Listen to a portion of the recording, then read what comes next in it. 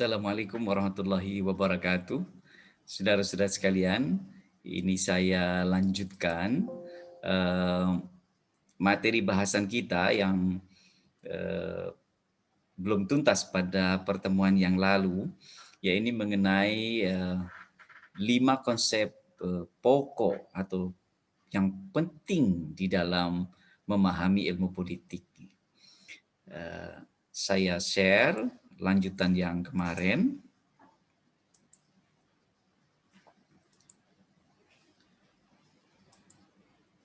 Ya, kemarin kita membahas baru satu saja dari 5 konsep pokok itu, yaitu ada state, power, decision making process, public policy, dan allocation and distribution of values or sources.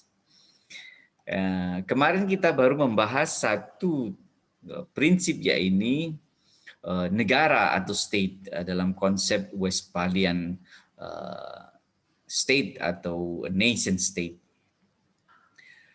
Kemudian kemarin juga kita membicarakan tentang apa itu pengertian state, negara, kemudian apa itu fungsi umum satu negara. Jadi saudara sekalian, secara ringkas saya katakan bahwa negara itu adalah sebuah organisasi. Organisasi, ya, menurut Ibnu Khaldun, organisasi itu ada masa tumbuhnya, berkembangnya, victory-nya, puncaknya, lalu surut, lalu kembali lagi, hilang negara itu, lalu muncul lagi. Jadi seperti lingkaran begitu dalam pertumbuhan satu negara. Ya, memang deskripsi itu dirumuskan oleh Ibnu Khaldun dengan setting kesejarahan, sistem pemerintahan yang masih kingship system. Tetapi di dalam negara modern itu pun tidak terlalu, ya, masih ada benarnya di beberapa hal. Kita melihat pasca Perang Dingin banyak negara yang bubar, gitu. Seperti Yugoslavia pecah, Uni Soviet pecah, gitu kan. Kemudian justru ada negara yang tumbuh lahir. Kita saksikan seperti Timor Leste, itu juga tumbuh sebagai negara baru. Jadi antara negara yang lahir baru dan negara yang bubar itu sebenarnya sebuah siklus saja. Nah, jadi kita juga tidak bisa menjamin Indonesia itu 500 tahun lagi juga masih seperti Sabang Merauke, atau mungkin kita sudah terpecah menjadi 3 atau 4 negara, itu wallah alam. Tetapi yang jelas itu dalam kesejarahan umat manusia itu biasa saja. Nah, tentu saja kita berupaya agar NKRI tetap kita jaga keutuhannya, itu pasti. Tetapi saya berbicara tentang sejarah umat manusia dan bagaimana mereka mengorganisir satu negara. Jadi ada sebuah kewajaran itu, ya. Kemudian apa fungsi utama dari negara? Whatever ideology you have, ya, apapun ideologinya, itu ada yang pertama kali tentu saja adalah menjaga, melindungi tanah airnya dan bangsanya. Bangsa itu orang, tanah air itu ya tanah dan air gitu ya, fisiknya, geografiknya gitu. Kemudian law and order, menjaga ketertiban umum, ya. Kalau kemudian membentuk kemakmuran bersama, ya. Kemudian keadilan, social justice, ya. Lalu memberikan kebebasan kepada warganya untuk mengembangkan diri. Oleh karena itu para founding fathers kita itu sangat bijak merumuskan apa itu fungsi negara, ya, bahkan tujuan negara. Tujuan negara. Yang pertama itu tujuan yang ada di dalam mukaddimah Undang-Undang Dasar kita itu adalah melindungi segenap bangsa Indonesia dan seluruh tumpah darah Indonesia. Ya. Urutan dari tujuan negara itu nggak bisa dibolak-balik. Jadi yang pertama kali kalau negara mau maju, itu pertama kali adalah melindungi segenap bangsa Indonesia dan seluruh tumpah darah Indonesia. Melindungi artinya ada security, jaminan keamanan. Yang lain-lain program ekonomi, sosial, keadilan, pendidikan tidak akan bisa jalan kalau tidak ada kedamaian dan keamanan. Jadi itu yang pertama. Dan siapa yang dilindungi pertama? Undang-Undang Dasar kita menegaskan bangsa. Kenapa tidak tanah air dulu, tapi bangsa dulu? Ini adalah ketegasan Undang-Undang Dasar kita tentang mengutamakan manusianya, atau prinsip humanisme itu lebih dikedepankan daripada menyelamatkan benda, yaitu tanah air. Misalnya ada bencana, misalnya ada ancaman dari luar, yang pertama kali diselamatkan itu bukan harta benda, tetapi bangsa atau manusianya yang diselamatkan dulu. Setelah manusianya baru tanah air. Jadi urutannya juga bisa dibalik gitu, ya. Jadi pertama adalah melindungi segenap bangsa, nah, dan tumpah darah kita itu. Nah, melindungi segenap bangsa Indonesia dan seluruh tumpah darah Indonesia. Nah, jadi itu tanah air. Nah, manusianya lebih dulu. Yang kedua, memajukan kesejahteraan umum. Kalau sudah aman, damai, barulah pasar-pasar, mal bisa dibuat. Nah, Anda nggak bisa bicara, oh, kenapa sih di sini pertanian nggak maju? Nah, atau kenapa sih tahun 45 itu banyak petani miskin, padahal tanahnya kan lebih luas dulu daripada sekarang, gitu kan. Sumber air masih banyak dulu daripada sekarang sebelum irigasi dibangun. Kenapa? Bagaimana petani mau menanam kalau waktu itu masih banyak maling?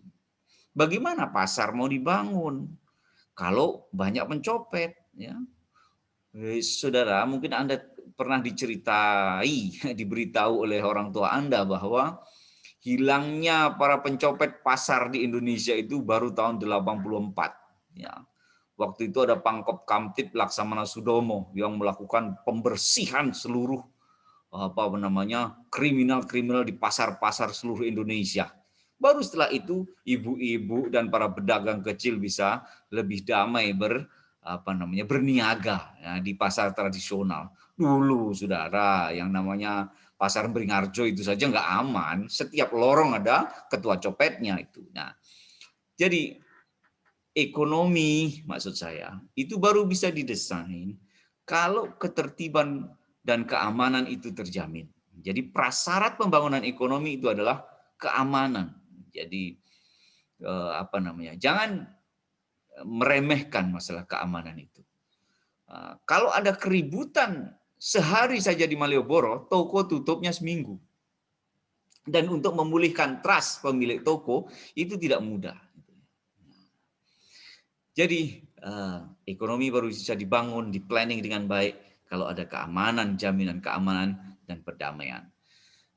Itu yang kedua. Jadi ketertiban umum, menjaga keamanan, baru ekonomi. Setelah ekonomi, baru apa? Tujuan negara Indonesia yang ketiga, mencerdaskan kehidupan bangsa. Jadi keamanan dibangun, ekonomi dibangun, rakyatnya baru kaya-kaya, berkemampuan, lalu diajak berpikir tentang pendidikan. Jadi memplanning pendidikan di negara miskin itu sangat berbeda dengan memplanning pendidikan di negara yang sudah pasca swasembada pangan. Dan memplanning pendidikan di negara yang maju itu juga berbeda lagi. Anda mungkin terheran-heran, kenapa di Indonesia misalnya biaya pendidikan masih tinggi? Nah, kita ini memang negara masih dalam kondisi transisi, saudara sekalian. Negara belum punya kemampuan untuk membackup pendidikan seluruhnya secara lebih lebih murah. Nah, India dengan policy yang menekan pembangunan fisik, dia berinvestasi di pendidikan. Nah, itu soal pilihan. Dan Anda juga kalau ke Jerman, negara yang sudah maju, S1, S2, S3 itu nyaris SPP-nya sangat murah sekali. Kenapa? Karena pajaknya sangat progresif. Orang-orang pendapatannya sudah tinggi dan dipotong pajak tinggi-tinggi, 26 sampai 36%, ya. Di negara Eropa tinggi sekali. Untuk apa? Untuk social building. Nah, sekarang Pak, kenapa nggak terapkan di Indonesia? Anda mau gaji orang tua Anda dipotong 30%? Nah, bisa repot itu. Nah, jadi pajak yang tinggi di negara income per kapita tinggi itu tidak mengganggu kesejahteraan rakyatnya. Tetapi pajak yang tinggi di income per kapita yang belum tinggi itu sangat mengganggu kenyamanan hidup warga negaranya. Jadi ini memang pilihan-pilihan, saudara sekalian. Jadi itu setting, ya, setting pendidikan. Yang jelas,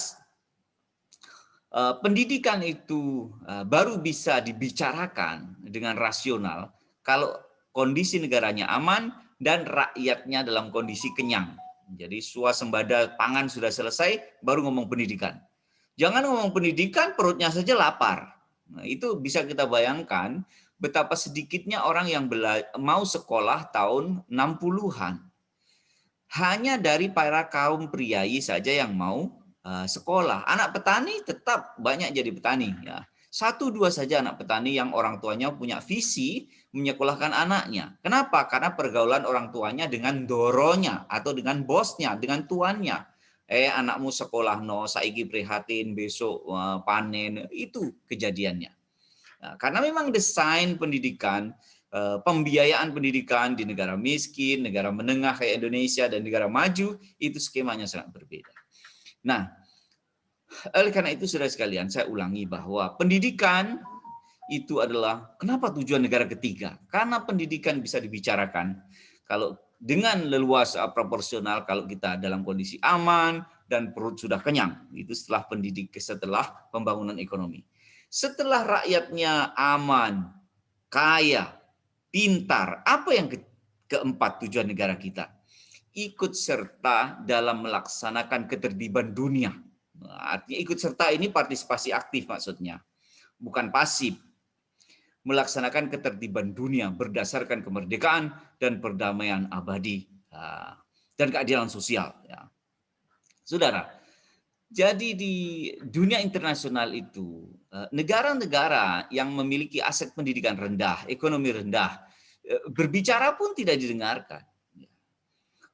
Karena eksistensi satu negara di fora internasional itu identik dengan indeks-indeks. Nah, indeks apa? Indeks ekonomi. Indeks apa? Indeks sumber daya manusia. Indeks apa? Indeks pendidikan. Jadi para founding father kita luar biasa, sangat visioner.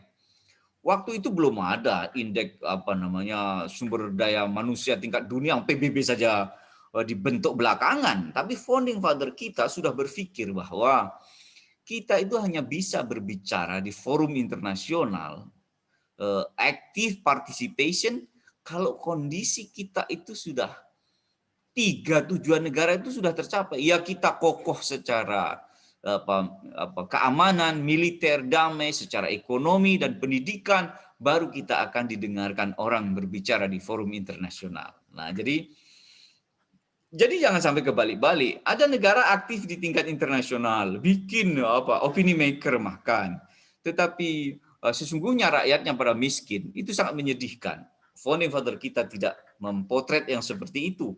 Founding father kita jelas punya visi bahwa kita akan optimal berpartisipasi kalau rakyat kita sudah kaya, sudah pintar, baru bisa berpartisipasi secara aktif.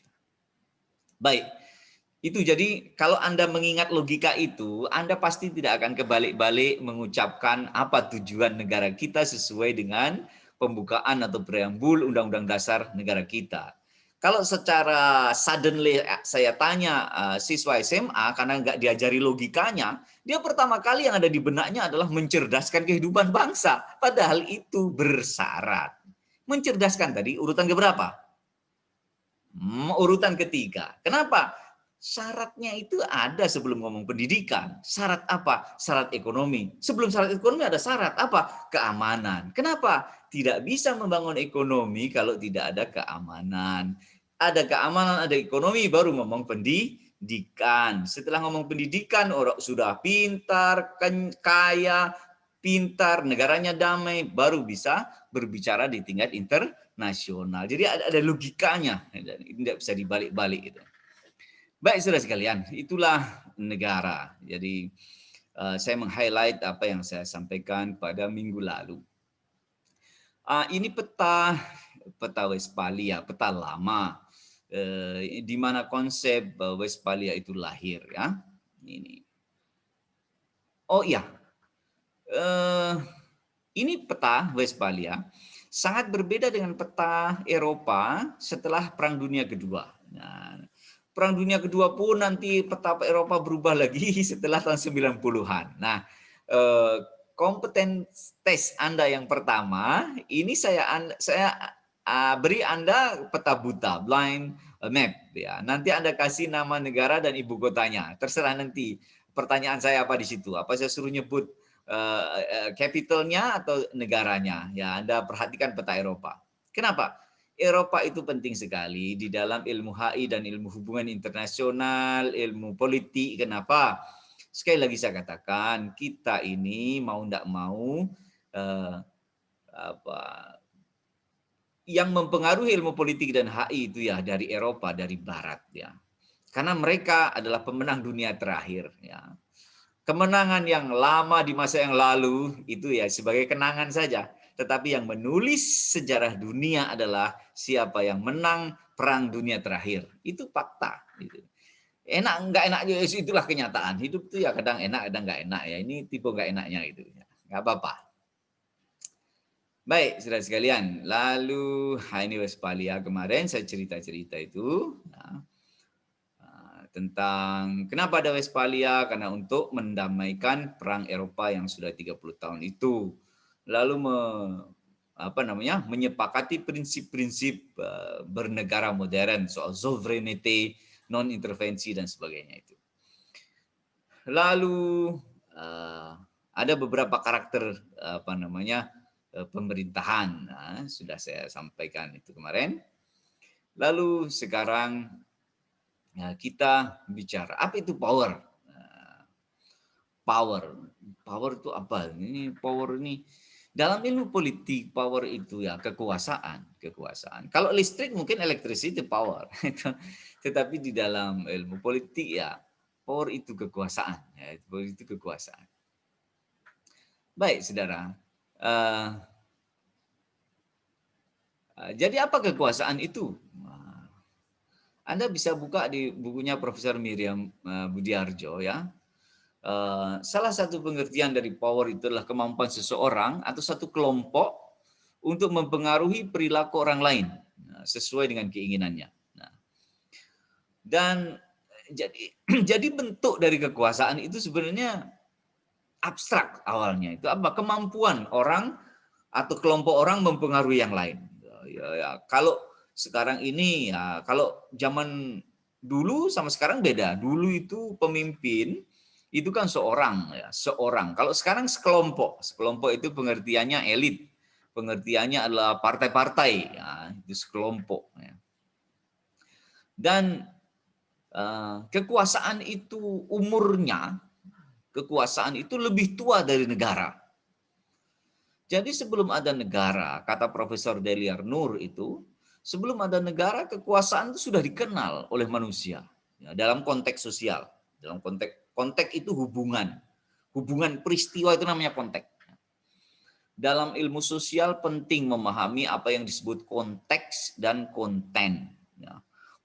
Konten itu apa yang tersurat, ya. Apa yang bisa dibaca tersurat. Konteks itu hubungan peristiwanya. Ya, jadi memaknai satu konten atau apa yang tersurat itu harus memahami konteksnya, hubungan peristiwanya. Bisa jadi orang yang sangat akrab kalau Anda lihat di Jawa Timur itu malah menyapanya dengan sangat kasar. Gimana kamu? Saya nggak bisa menirukannya. Tetapi kadang-kadang orang yang justru orang yang kurang akrab di Jawa Timur itu bicaranya berhati-hati ya, dengan bahasa yang lebih halus. Itu kalau di Jawa Timur konteksnya itu justru orang yang akrab itu saling bertegur sapanya agak kasar gitu ya. Itu konteks. Tapi konteks Jawa Timur jangan diterapkan di Jogja. Di Jogja Anda ngomong kasar, bahkan dengan orang yang akrab pun itu akan dianggap menghina. Ya, jadi ini soal nilai-nilai konteks. Bunyinya sama. misalnya. Kamu, kamu setan sini, gitu kan? Itu di Jawa Timur itu teman akrab, gitu. Tetapi kalau di sini Anda bilang begitu, ya itu bisa sangat menyinggung. Baik, kembali pada ya, kekuasaan. Kekuasaan itu cara orang atau kelompok bisa mempengaruhi yang lain. Kekuatan dia, kemampuan dia mempengaruhi orang lain. Nah, itu. Negara juga begitu loh, Pak. Itu katanya ada seorang raja yang sangat berkuasa. Artinya apa? Dia bisa mempengaruhi mulai dari bawahannya sampai rakyatnya. Ya. Itu ada presiden sangat berkuasa. Artinya dia bisa mempengaruhi dari jenderal sampai kopral sampai kepala dusun di kampung-kampung. Itu sangat dia bisa mempengaruhi itu. Ya walaupun ada joke-nya juga sih ya. Misalnya jenderal atau presiden itu bintang 5, mungkin istrinya jenderal bintang 7, kan? Bisa jadi. Jadi kalau ditanya, yang paling berkuasa presiden apa istri presiden kalau begitu? Panglima Panglima besar bintang 5 apa istrinya panglima besar? Nah, ini soal konteks. Anda memahaminya. Kalau sang panglima bintang 5 itu konteksnya sebagai suami di rumah, yang bintang 7 adalah istrinya. Tetapi kalau sang komandan itu bintang 5 di depan pasukannya, istrinya juga kalah. Jadi saudara sekalian, pengaruh, kemampuan mempengaruhi itu juga ada kaitannya dengan konteksnya. Kontennya adalah kekuatan mempengaruhi, itu konten. Konteksnya di mana itu diterapkan. Jadi konteks dan konten. Baik, lalu ada scope of power, ada domain of power. Apa yang bisa dikategorikan masuk dalam bahasan kekuasaan ini? Baik, domain atau wilayah bahasan, ranah diskusi yang disebut dengan kekuasaan. Yang pertama ada yang namanya influence. Ya, influence itu pengaruh, influence. Halus ini, pikiran, orang berbicara dengan baik untuk mempengaruhi yang lain. Ya. Ada influence, ada persuasion, bagaimana membujuk orang lain, itu juga bisa kekuasaan. Mempengaruhi orang dengan gagasan, berbicara, bertukar pikiran, itu influence, itu juga bagian kekuasaan. Bagaimana mempersuasi orang yang pertama protes-protes lalu diajak bicara, dipersuasi, tidak dikasari tadi, dipersuasi. Itu juga bagaimana cara seseorang mempengaruhi yang lain, itu juga bagian dari diskusi tentang kekuasaan atau power. Ada juga coercion, paksaan secara mental, itu coercion. Beda sama force. Force itu physical. Pemaksaan secara fisik itu force. Dengan tentara, polisi itu force namanya. Kalau coercion bagaimana? Coercion itu begini. Ini kan ada kewajiban setiap orang membayar pajak kan? Pajak. Nah, Bapak Ibu sekalian, selamat sukses. Perusahaan Anda bagus-bagus. Pendapatannya naik, gitu, revenue-nya naik. Kami hanya mengingatkan dari Ditjen Pajak supaya Anda membayar pajak sesuai ketentuan. Ya, membayar pajak itu udah untuk pembangunan bangsa dan perlu diingat bahwa siapa yang tidak membayar pajak 4 tahun berturut-turut maka bisa berubah dari pasal perdata menjadi pidana. Jadi tugas kami dari pengingat pajak ini adalah hanya mengingatkan pada aturan-aturan. Begitu Anda diingatkan, bisa berubah dari perdata ke pidana setelah 4 tahun, dan di Medan ditangkap 4 orang kaya itu kan, menggelapkan pajak 4 miliar. Karena ditagih 4 tahun nggak dibayar. Berubah jadi dari perdata, tagihan perdata pajak menjadi pidana, menjadi kriminal. Membicarakannya dengan santai, hanya dengan mengingatkan bahwa itu tagihan pajak bisa berubah. Tapi kan secara mental itu sangat memukul kita. Dan itu adalah coercion namanya. Pemaksaan secara mental. Pernah terjadi. Dalam politik luar negeri kita itu pernah terjadi voting di PBB zamannya Pak SBY. zamannya Pak SBY soal nuklir Iran. Negara Timur Tengah, Arab Saudi, Qatar, Qatar agak netral dia. Arab Saudi dan teman-temannya itu pasti pengennya gebuk Iran adalah. Jadi Arab Saudi koalisi sama Israel dan teman-temannya. Indonesia karena punya hubungan baik dengan Saudi, Indonesia itu sebenarnya akan menolak itu, Jadi Indonesia berdiri menolak untuk membela Iran karena hubungan waktu itu hubungan massa ya. Indonesia itu euforia di media itu masa Islam itu mendukung Iran supaya ngelawan Amerika lah, kira itu begitulah waktu itu masa Pak SBY ini. Apa yang terjadi saudara sekalian? Di nota diplomatik Duta Besar PBB sudah ditulis Indonesia menolak resolusi untuk Iran, nuklir Iran itu. Apa yang terjadi? Presiden SBY ditelepon oleh Presiden Amerika. Waktu itu siapa? Masih Bush itu. Masih Bush Junior itu. Ya. Ditelepon. Bunyinya begini, Pak SBY, Anda nih kan pemimpin negara Islam, ya saya sangat menghormati Anda gitu. Pak SBY, saya dengar Indonesia mau nolak itu resolusi tentang nuklir Iran gitu ya. Ya, itu posisi kami dan ini sudah ada parlemen dan sebagainya.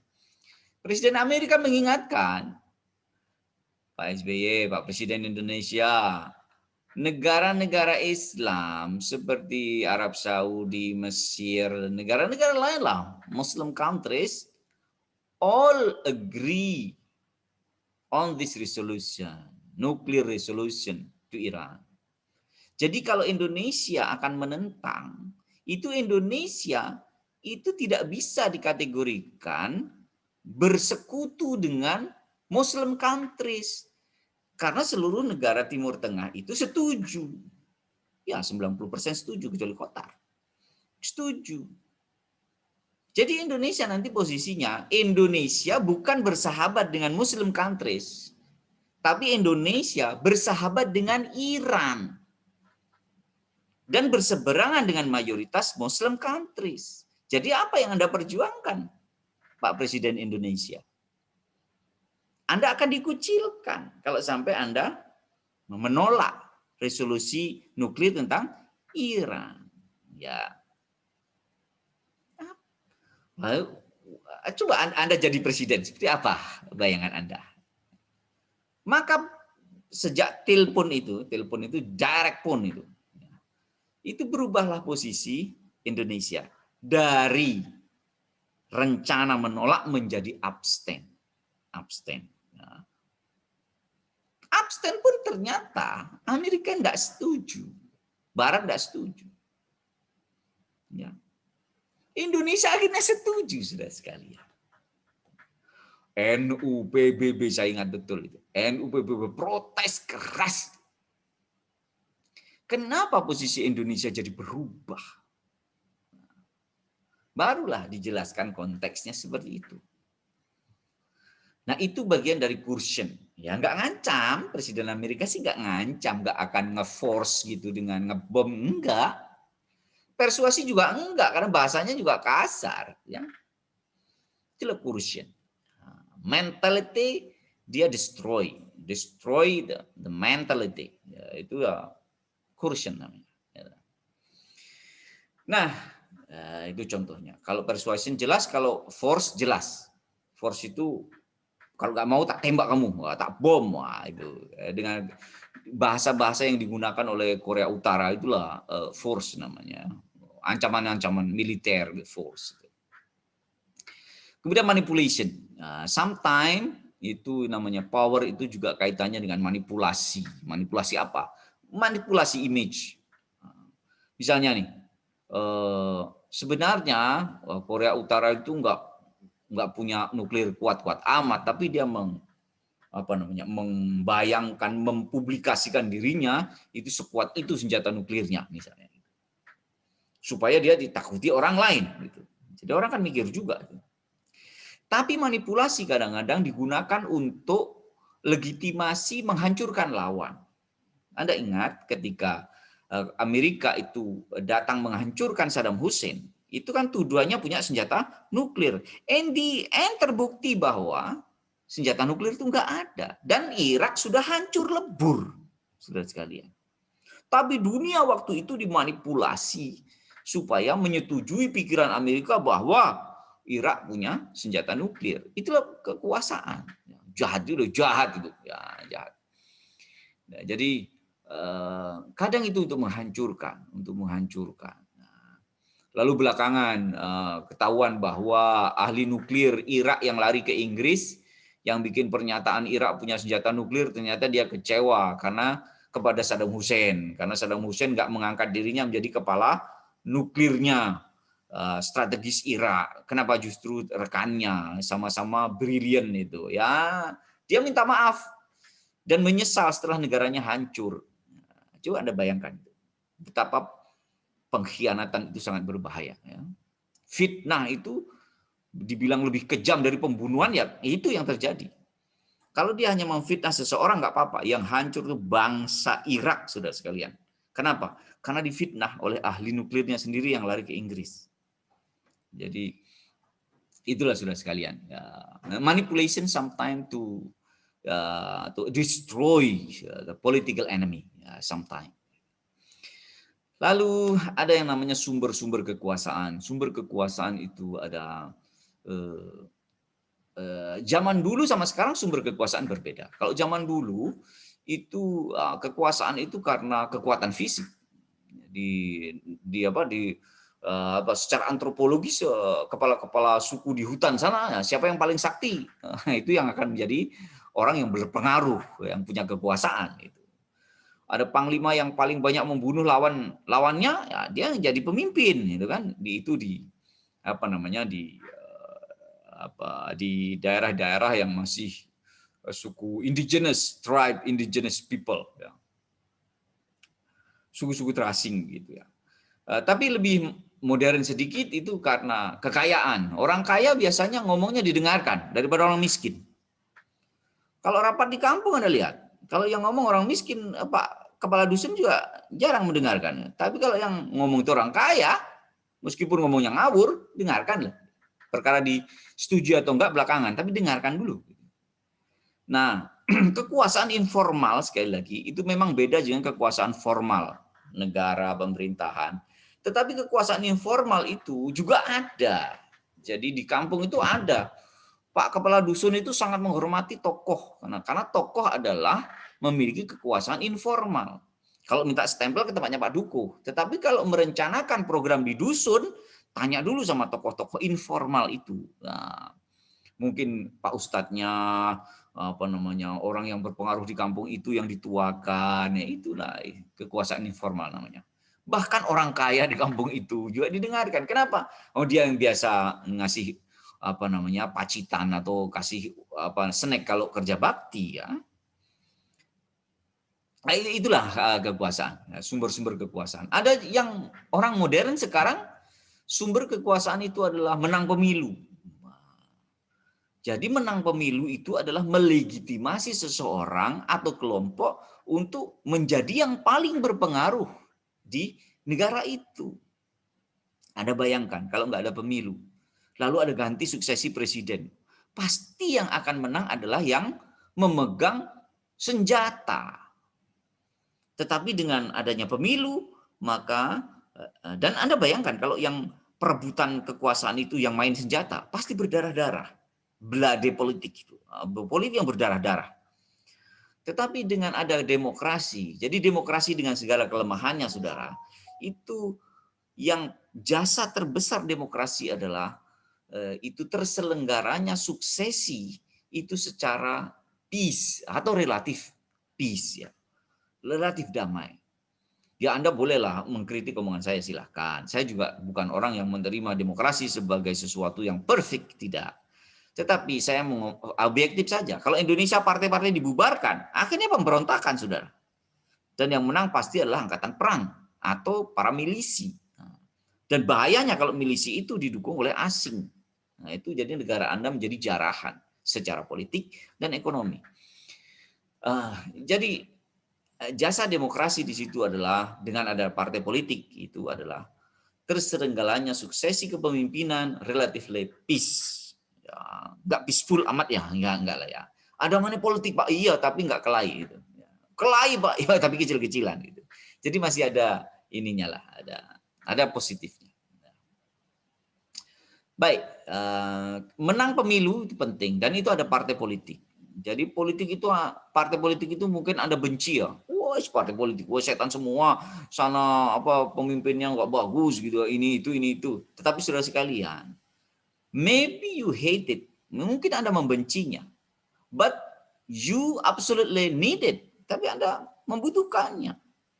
Jadi partai politik itu dibenci ya, enggak benci-benci amat, disayang juga enggak sayang-sayang amat gitu ya. Jadi maybe you hate it but you need it. Gimana itu caranya? Karena konstitusi negara Anda Indonesia ini itu mewajibkan adanya partai politik. If you want to be president, it is impossible if you don't have political party. Jadi political party itu conditio sine qua non, sesuatu yang harus ada di dalam penyelenggaraan demokrasi. Kalau nggak ada partai politik, syaratnya nggak terpenuhi untuk menjadi demokrasi. Maka kalau ada demokrasi terpimpin satu partai, itu kata Jenderal Nasution, dalam demokrasi terpimpin ketika partai-partai diberangus itu apa-apa ada. Yang nggak ada cuma satu, kata Jenderal Nasution. Apa? Ya demokrasi itu sendiri katanya. Dalam demokrasi terpimpin itu nggak ada demokrasi, kata Jenderal Besar Nasution mengomentari rancangan politiknya Partai Tunggal Presiden Soekarno waktu itu. Baik, saudara sekalian. Jadi sumber-sumber kekuasaan itu dari zaman primitif dari zaman sampai modern itu berbeda. Ya, dari yang fisik bahkan ada kaitannya sama kepercayaan juga bisa, zaman mistis juga bisa itu. Ya. Ketika masih kuno itu, para dukun punya pengaruh besar. Wudu-wudu di Afrika punya pengaruh yang besar ya di masyarakat primitif. Ya. Kemudian di era modern sudah menjadi pemilu seperti ini. Baik, saudara sekalian, Talcott person berusaha memaknai kekuasaan dengan lebih kompleks. Jadi kekuasaan itu merupakan kemampuan untuk menjamin terlaksananya kewajiban-kewajiban bersama yang mengikat. Artinya membentuk aturan main, undang-undang.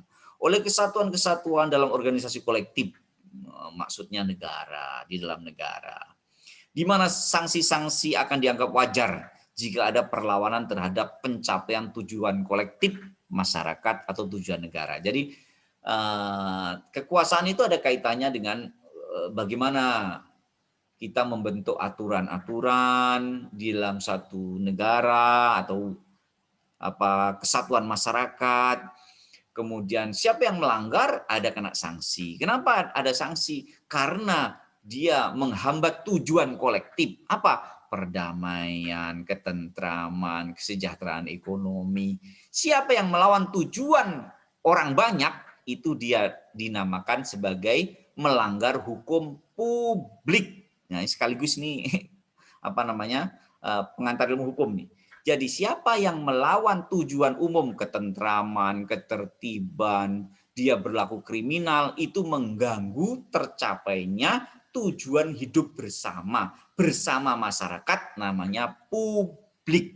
Maka ada hukum publik, ada hukum privat. Bahasa Indonesianya hukum pidana, hukum perdata. Nah, jadi itu wilayahnya. Kalau privat gimana Pak? Privat itu adalah urusan pribadi, nikah, talak, rujuk, warisan, adopsi anak, imigrasi, status kewarganegaraan, all private. Nah, kekayaan all private. Tapi kalau yang tadi, yang kaitannya dengan kemakmuran bersama, tujuan bersama, kenapa orang kalau melanggar lalu lintas itu dianggap kriminal? Ya karena Anda membahayakan orang lain. Mengganggu ketertiban bersama. Maka Anda termasuk kriminal. Meskipun lalu lintas. Ya, membahayakan ketertiban bersama. Bersama itu adalah artinya publik. Ada hukum publik, hukum privat. Nah, besok kita bicarakan besok di pengantar ilmu hukum internasional. Baik, itulah kekuasaan. Lalu ada lagi soal decision making process, proses pengambilan keputusan. Proses pengambilan keputusan atau decision making process itu menunjuk pada proses yang terjadi, jadi prosesnya, sampai dengan suatu keputusan itu diambil atau disepakati. Jadi decision making process itu prosesnya sampai hasilnya. Ya, prosesnya sampai hasilnya. Jadi proses dari pengusulan sampai diketok itu prosesnya seperti apa. Nah, itu namanya decision making process. Setiap negara itu memiliki proses pengambilan keputusan yang berbeda-beda. Meskipun sama-sama demokrasi. Ya. Tapi dalam mengambil keputusan, misalnya membuat undang-undang atau aturan, itu berbeda-beda. Ada yang bikameral, ya, ada dulu di SMA diajari tahu, bikameral sistem, ada senat, ada kongres, ada presiden, di Amerika begitu. Indonesia ada DPR, eksekutif. Loh kan kita demokrasi, Pak. Iya, tapi berbeda. Jadi yang namanya demokrasi itu harus di-customize sesuai negaranya masing-masing. There is no a single country. Tidak ada satu negara pun yang demokrasinya copy paste negara lain. Tidak ada. Prinsip-prinsip umumnya bahwa pengambilan keputusan itu melibatkan orang banyak atau perwakilan orang banyak, yes. Tetapi in detail, the institution and mechanism all customized for each country. Ya, jadi Indonesia kok berbeda, Pak? Ya berbeda, memang nggak ada yang sama. Kalau Anda belajar sistem pemilu dan pengambilan keputusan di Jepang itu rumit itu. Pemilu di Jepang itu rumit itu. Saya kadang salah-salah saya membacanya ya. Kemudian mana yang lebih baik, Pak? Ya, yang lebih baik itu yang disepakati itu lebih baik oleh rakyatnya. Nah, ya disinilah relativitas ilmu, saudara sekalian. Bahwa memilih keputusan yang terbaik itu dalam konteks sosial memang relativitasnya tinggi. Mungkin pengambilan keputusan dengan cara tertentu itu dianggap baik oleh suatu masyarakat. Tapi di masyarakat yang lain itu tidak dianggap lebih baik. Bisa jadi, dan itu sah-sah saja. Itu wilayah relativitas sesuai dengan konteks sosialnya. Dan itu pula yang Anda bisa mulai memahami kenapa Yogyakarta pengambilan keputusan yang jadi gubernur beda dengan wilayah yang lain. Ya, itu konteksnya memang berbeda. Indonesia itu negara yang setiap daerahnya memiliki konteks sejarahnya sendiri-sendiri. Dan khusus Yogyakarta itu berbeda konteksnya dengan provinsi-provinsi yang lain. Kalau Anda lihat Undang-Undang Nomor 3 tahun 50 yang saat berdirinya Daerah Istimewa Yogyakarta, yang Anda bisa trace di di pidato saya itu memang Yogyakarta tidak pernah dibentuk sebagai sebuah provinsi, tetapi sebagai daerah istimewa. Kenapa? Karena existing country, negara yang sudah hidup pada saat Indonesia itu menyatakan merdeka. Dan kita bergabung dalam kondisi sebagai negara merdeka. Begitulah konteksnya. Berbeda dengan Jawa Barat, Jawa Timur yang mereka adalah from the beginning itu memang dibangun sebagai provinsi. Maka perdebatannya adalah antara Yogyakarta, Aceh, dan daerah-daerah lainnya. Nah, itu memang very different. Nah, oleh karena itu pengambilan keputusannya juga dibuat berbeda. Dan itu sah. Inggris juga melakukan begitu. Ya. Irlandia misalnya, ya, itu memiliki cara berhubungan dengan London berbeda dengan yang lain. Wales misalnya. Ya. Dan besok sebentar lagi ini akan ada referendum itu di Irlandia. Oke, kita tunggu saja. Partai oposisi menang sekarang, meskipun di bawah 50% ya. Baik, jadi proses pengambilan keputusan itu adalah tahapan-tahapan di dalam pengambilan keputusan atau membuat aturan di satu negara. Dari awal input itu masukan-masukan, prosesnya di parlemen dan eksekutif sampai lahir sebuah aturan. Sampai aturan itu nanti dievaluasi lagi oleh rakyatnya menjadi masukan lagi untuk didiskusikan ulang. Maka ada yang namanya revisi undang-undang, gitu. Ada Omnibus Law itu apa, Pak? Omnibus Law itu isinya adalah sekian puluh undang-undang, 90-an undang-undang dikemas jadi satu. Untuk dilakukan evaluasi-evaluasi dan dilahirkan keputusan baru. Nah, namanya Omnibus Law. Ya, sebelum Omnibus, Pak, undang-undang pemilu Indonesia itu setiap 5 tahun ganti. Kenapa? Ya itu ada pengaruh pemenang politik juga. Jadi sistem kita ini gonta-ganti terus, Pak. Ya ganti. Itulah demokrasi kita, artinya belum established. Ya, masa undang-undang politik ganti tiap 5 tahun? Ganti terus, saya bisa buktikan itu. Termasuk kenaikan threshold. Jadi saya sekalian, Anda itu sekarang mahasiswa ya, kalau berbicara itu harus ada landasannya, ada landasan undang-undangnya. Bicara politik dalam negeri harus tahu aturan mainnya. Bicara politik luar negeri harus tahu undang-undang yang berkaitan dengan politik luar negeri Indonesia. Jangan ngomong politik luar negeri Indonesia begini, aturannya tahu nggak? Jadi harus ada rule of the game-nya itu tahu dulu, baru Anda mau silat seperti apa. Masa Anda mau silat nggak ngerti aturannya? Anda mau tinju tapi nggak ngerti aturan tinjunya? Ya, itu kan nggak masuk akal. Ya, jadi sebenarnya politik luar negeri itu adalah cerminan dari politik dalam negeri. Nah, jadi kalau Anda bicara sesuatu harus ada dasarnya. Baik. Kemudian saudara, ada yang namanya public policy atau BLAID. Kebijakan umum. Ya, jadi kebijakan atau policy ada satu kumpulan keputusan yang diambil oleh para pihak yang berwenang, eksekutif, legislatif, atau parlemen, ya, dalam usaha memilih tujuan dan cara untuk mencapai tujuan bersama satu negara.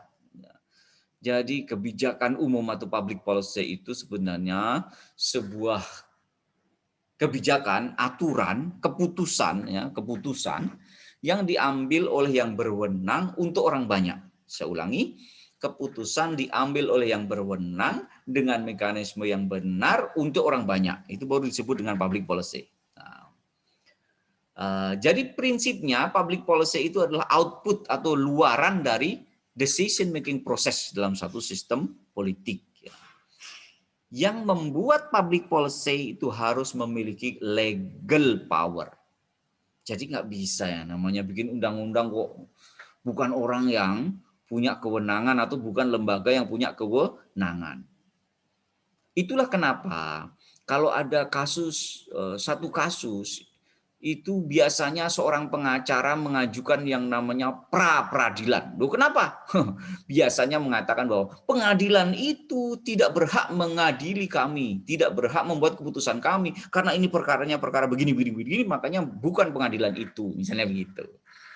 Nah, itu mirip dengan decision making proses, mirip dengan public policy proses. Membuat aturan perpajakan misalnya, itu harus ada mekanismenya. Gimana Pak? Semua aturan yang kaitannya dengan pajak, retribusi, penarikan, itu harus ada yang namanya sosialisasi minimal 3 bulan. Untuk apa? Untuk menerima kritik feedback dari masyarakat atas draft itu. Sehingga kalau ada draft diputus belum melalui public hearing, itu akan cacat hukum produknya. Nah itulah pentingnya namanya public policy atau BLAID. Prosesnya harus sesuai aturan dan dibuat oleh lembaga-lembaga yang memiliki kewenangan. Itu. Jadi saudara sekalian, ini ada kaitan erat antara decision making process dengan public policy. Tadi saya katakan kalau decision making process itu prosesnya suatu aturan atau kebijakan dibuat dari input, ada supportnya. Tidak, input itu apa? Input itu adalah masukan dari masyarakat, aspirasi bahasanya itu. Tapi tidak semua input itu didukung atau memperoleh dukungan yang cukup untuk menjadi undang-undang. Begini saudara, saya kasih gambaran. Ketika satu anggaran negara akan diputuskan, nggak usah negara deh, terlalu tinggi. Ketika satu anggaran kabupaten mau diputuskan, mau direncanakan, itu seorang bupati itu harus melakukan namanya musrenbang.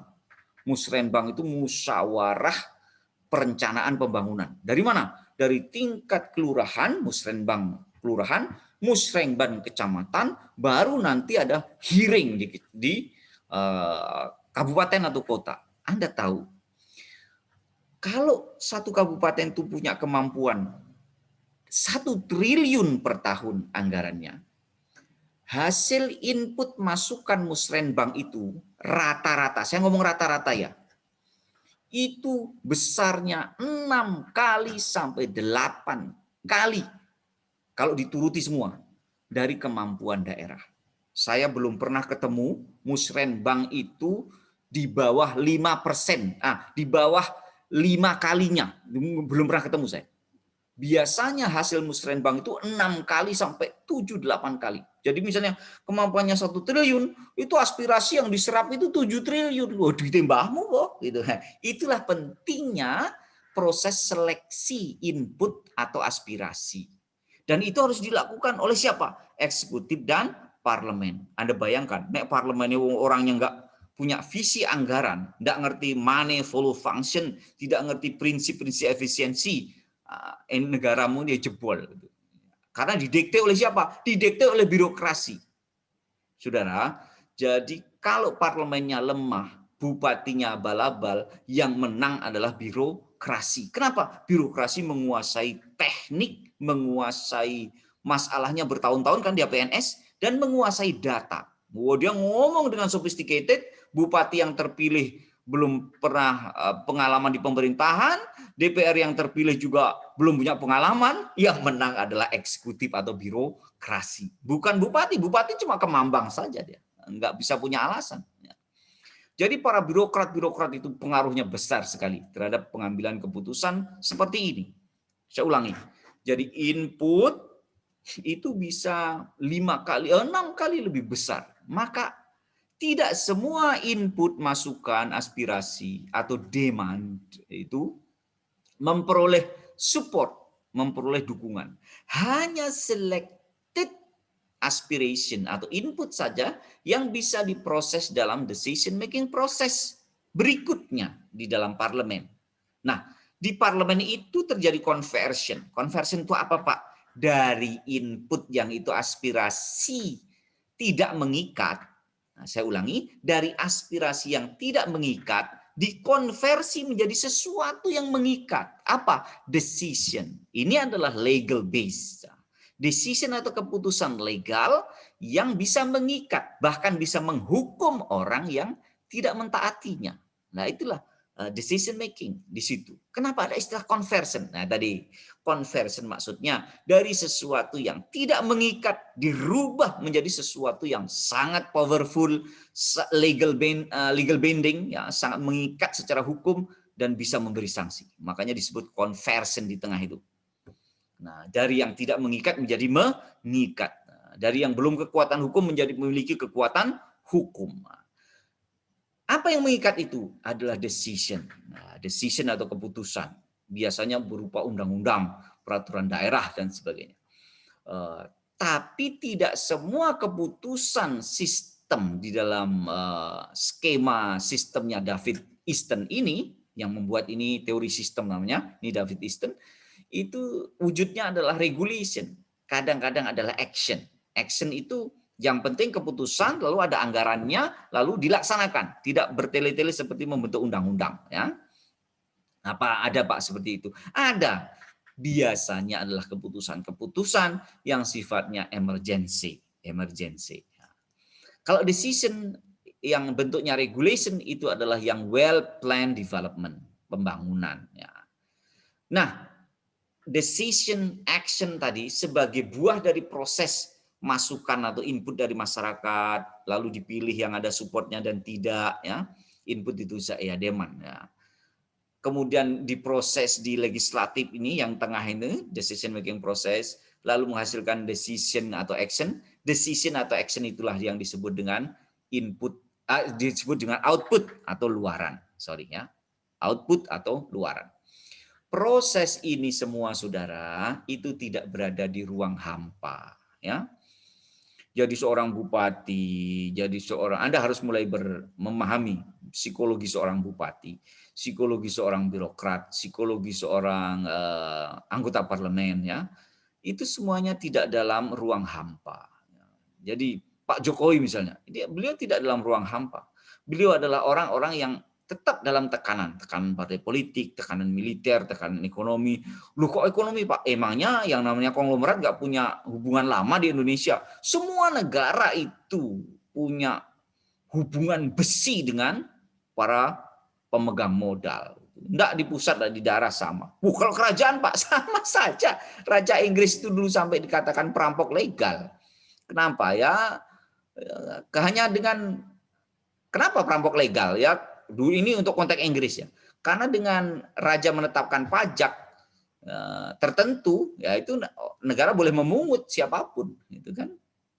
Dan itu ya menguntungkan para orang kaya waktu itu. Nah, karena raja ditekan. Gitu. Baik, kembali. Jadi tidak, politik itu tidak berada di ruang hampa. Maka proses ini antara input dan output itu kadang tidak ideal. Nah, saya akan mengatakan begitu. Keputusan politik itu kenapa kok sulit ideal ya? Karena ada namanya konteks. Nah, konteks itu hidup di dalam environment atau lingkungan politik tertentu.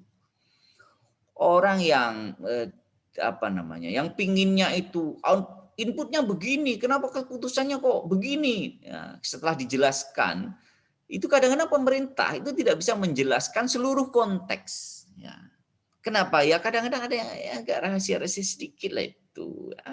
Dia itu yang bantu saya waktu saya jadi presiden ya, atau gubernur ya, atau bupati ya. Itu kan sesuatu yang sulit dijelaskan. Nah, tetapi itu konteks sangat berpengaruh. Gitu. Nah, membuat sistem yang sehat itu adalah kebutuhan di dalam sistem politik. Nah, memahami konteks itu sangat penting bagi para reformis politik. Yang paling konyol itu kan orang ingin wah ini sistemnya harus dirubah ini supaya begini ya. Neng tidak memahami environment atau konteks. Dia akan kecewa kalau seperti itu cara hidupnya. Ya. Jadi memahami environment atau konteks itu menjadikan kita itu ada suspensi apa? Suspensi itu daya tahan ya terhadap ketidakidealan satu keputusan. Tetapi kalau kita tidak memahami konteks di masyarakat, di negara, kita akan menjadi orang yang sangat reaktif, dan itu bagi pengambil keputusan sangat tidak menarik. Kenapa? Karena semua pengambilan keputusan sekali lagi itu ada konteks-konteksnya. Nah, pengambilan keputusan yang sudah diambil yang berupa action atau decision atau regulation itu akan menjadi input baru. Jadi input diproses jadi output. Lah output kan menjadi input baru karena akan menjadi feedback, menjadi menjadi bahan untuk dievaluasi oleh masyarakat dan expert dan parlemen. Jadi undang-undang itu akan dievaluasi dan hasil evaluasi undang-undang ini, makanya ini ada panah balik ya, itu akan menjadi feedback atau umpan balik. Output undang-undang akan menjadi umpan balik setelah dikritik, dievaluasi menjadi input atau masukan baru yang diproses di dalam decision making proses ini untuk menjadi revisi atas aturan-aturan yang sudah dibuat. Jadi tidak ada undang-undang yang tidak bisa direvisi, hanya masalahnya sulit atau tidak itu. Omnibus law itu gimana Pak? Bisa direvisi ya, secara kenegaraan bisa direvisi. Bisa dengan cara Mahkamah Konstitusi bisa juga Mahkamah Konstitusi itu hanya mengatur yang bertentangan dengan Undang-Undang Dasar, Pak. Ya itu katanya ada kritik berlawanan dengan Undang-Undang Dasar. Kalau Anda ngomong Undang-Undang Dasar, larinya kepada Mahkamah Konstitusi. Tapi kalau hanya konflik antar pasal bertentangan dengan yang lain, itu di Mahkamah Agung. Ya. Nah, jadi tapi revisi itu juga bisa dilahirkan secara politik. Misalnya, 2/3 anggota parlemen membuat petisi. Isinya petisi mencabut dukungan terhadap Omnibus Law. Maka Omnibus Law pun bisa revisi tanpa harus masuk kepada kawasan Mahkamah Konstitusi. Jadi soal niat baik saja. Kalau anggota parlemen itu nggak mau bikin petisi, ya larinya adalah ke Mahkamah Konstitusi. Mahkamah Konstitusi teman-temannya yang membuat, nggak bakal merubah apa-apa itu. Nah, jadi itulah pentingnya kita memahami ketatanegaraan. Jadi bagaimana rute-rutenya itu. Jadi gimana Pak Mahkamah ini Omnibus Law itu? Nah, gimana? Itu Anda harus tanya pada wakil Anda di parlemen sana. Sebenarnya sudah baca atau belum itu 900 halaman itu? Itu enggak gampang loh membaca 900 halaman, padahal mereka adalah orang-orang yang harus mencari vote. Pencari vote kok disuruh mengotopsi undang-undang 900 halaman, itu impossible. Kenapa? Mengotopsi satu undang-undang itu butuh ketekunan, komitmen. Sedangkan mencari vote itu buang energi yang luar biasa, membutuhkan energi mental, fisik, dan keuangan luar biasa. Jadi nggak bisa mencermati undang-undang bersamaan dengan mencari vote. Nggak bisa. Itulah eksekutif memahami betul dilema anggota parlemen di Indonesia ini. Ya. Mereka nggak mungkin dibuatkan Omnibus Law itu, begitu anggota parlemen masing-masing orang nih dikasih satu buku tebalnya 1000 halaman, itu dengan lampirannya jelas 1000 halaman, itu sudah blenger, itu nggak bakal baca dari A sampai Z. Itu dijamin itu. Jadi apa namanya, sudah sekali. Ya kan ada staf ahli, Pak. Staf ahli berapa sih? Satu orang anggota parlemen itu kadang juga pengangkatannya secara politik saja. Temannya dulu yang mensukseskan lalu diangkat jadi apa namanya expert. Expert apa? Ya. Dan expert segala bidang. Omnibus itu artinya itu apa namanya seperti gerbong kereta api isinya. Mulai dari manusia sampai kambing semua ada semua di situ. Nah, jadi apa namanya itu sangat multidisiplin. Nah, jadi kalau anggota parlemen itu, dan anggota parlemen tidak punya sumber daya menggaji ilmuwan-ilmuwan multidisiplin, nggak punya individually. Nah, jadi sisi-sisi yang begini nih loh, namanya seluk-beluk. Seluk-beluk seperti ini itu sangat dikuasai oleh eksekutif. Dan anggota parlemen itu ketika menjadi anggota dewan itu kan butuh uang yang banyak juga itu. Jadi sangat rawan sebenarnya melawan para apa namanya pemodal besar Indonesia ini. Parlemennya sangat rawan terhadap serangan para pemodal besar. Bagi para pemodal besar apa namanya kapitalis dunia itu mengeluarkan uang 10 triliun untuk lahirnya Omnibus Law itu very very very cheap. Sangat murah. Tapi bagi anggota parlemen 10 triliun itu besar sekali karena per orang adalah ya almost 2 miliar ya. Average. Nah, ya, saya bukan mengatakan itu sudah diterima, bukan, tetapi saya hanya mengatakan itu murah dan larang gitu. Jadi logika-logika begitu itulah yang makanya Aristoteles itu sangat menentang demokrasi karena kata Aristoteles itu in democracy people can buy vote, apa yang kita sebut dengan money politik, and people can buy policy, bisa membeli keputusan. Dan Aristoteles itu sangat memahami bagaimana Socrates itu dihukum dengan cara voting orang 1000 yang 500 lebih dibeli oleh lawan politiknya Socrates yang sering dikritik. Akhirnya Socrates itu korban pertama demokrasi. Socrates itu dia suruh minum racun, padahal dengan cara voting 1000 orang. Jadi apa namanya wajar sekali Aristoteles sangat tidak menyukai sistem demokrasi itu. Ya baiklah, tapi sekali lagi demokrasi itu bukan sistem yang terbaik, tetapi ada fungsinya di Indonesia ini atau di dunia ini adalah menjadikan suksesi politik menjadi tidak berdarah-darah. There is no perfect system, but it is our job, our opportunity to make more or better system in the future. Jadi demokrasi itu selalu tumbuh dan di Amerika juga selalu tumbuh, ada revisi. Nah, dulu sangat rasis tapi sekarang sudah lebih baik. Indonesia butuh sistem yang lebih baik dalam demokrasi ini dan itu saya yakin membutuhkan waktu, tidak bisa cepat-cepat. Baiklah saudara sekalian, kira-kira itu yang bisa saya sampaikan. Semoga ada manfaatnya untuk melengkapi materi kuliah Anda. Saya cukupkan sekian sementara. Assalamualaikum warahmatullahi wabarakatuh.